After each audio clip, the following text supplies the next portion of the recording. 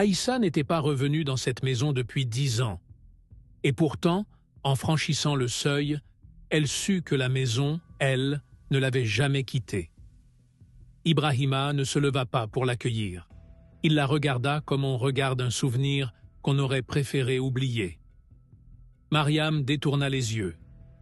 Dans cette maison, on avait appris que regarder trop longtemps pouvait réveiller les morts. Sa chambre n'avait pas changé, comme si le temps avait eu peur d'y entrer.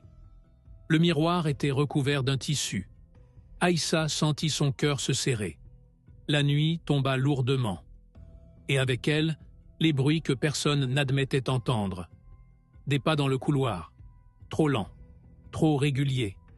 Ibrahima était déjà debout, comme s'il n'avait jamais dormi. « Ici, on ne sort pas la nuit, » dit-il, « même pour soi-même. » Aïssa prononça un nom, un seul. La maison sembla retenir son souffle. Mariam frappa la table, pas fort, juste assez pour rappeler la règle du silence. 10 ans plus tôt, quelqu'un était mort dans cette maison. Pas de maladie, pas d'accident.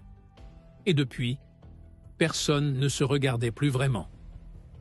Cette nuit-là, Aïssa retira le tissu du miroir.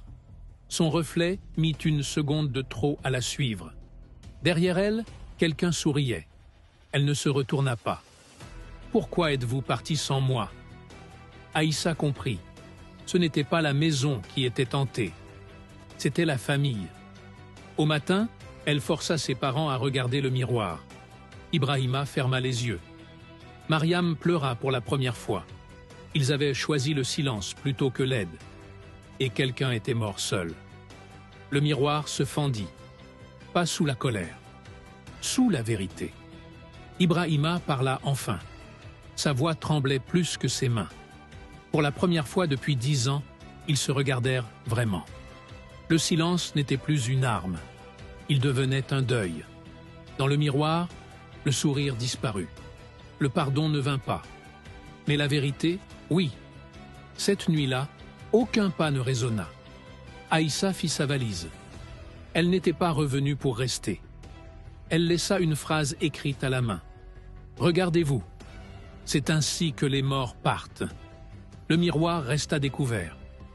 Ibrahima et Mariam restèrent, face à eux-mêmes.